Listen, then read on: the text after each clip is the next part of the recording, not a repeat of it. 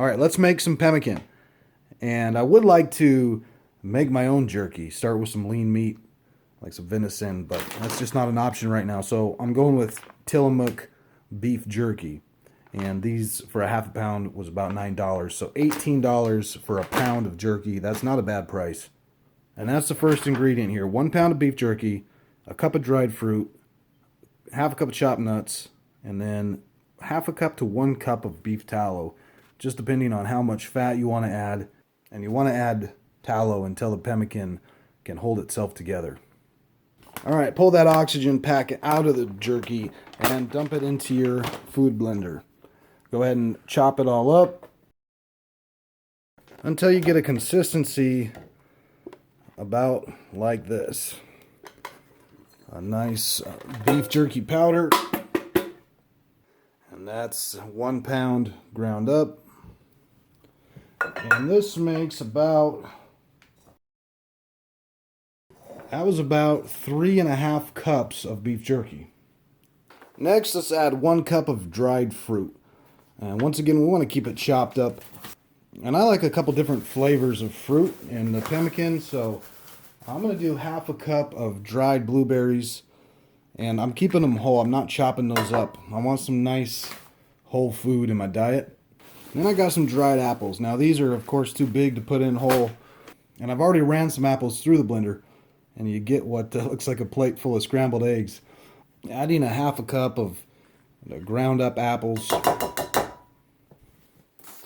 And next we got half a cup of chopped nuts. This mix right here is half cashews and half almonds. I already chopped them all up. So I'm going to add a half a cup of this chopped nuts. And get a couple, just like the fruit, I got 2 different kinds of nuts in there. And now just mix this all together. Something else that might go nicely in here, some dried spinach leaves. Any type of dried, dehydrated greens.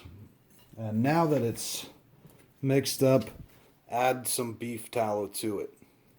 And put that tallow on the pan so that it turns into a nice liquid. And because this jerky made almost 3.5 cups, I'm just going to start with pretty much a cup, just about a cup here of beef tallow. It's going to depend on how dry your jerky is, if it's smoked meat or if it's jerky that's been dried. So you kind of just have to add tallow to taste and work it in there until the pemmican makes a nice consistency that's going to hold itself together.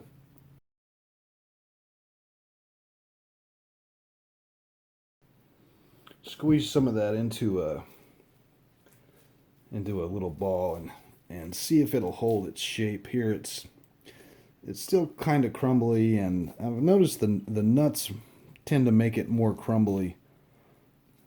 But squeezing it, I can see that with the amount of tallow that I can squeeze out of it, it's probably about right, even though it's not holding itself together in a ball very well.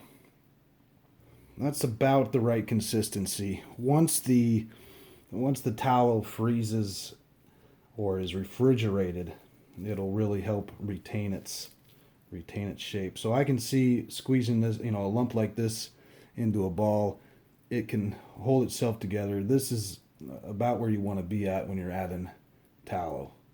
So all that's left to do is put it in the refrigerator and wait till it hardens up, chop it up into bars.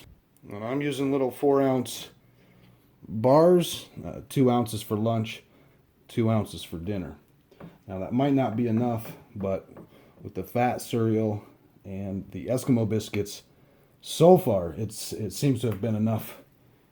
And this spread out pretty thinly in the pan. I want my bar to be a little bit thicker, so I'm going to do another batch and just add it right on top.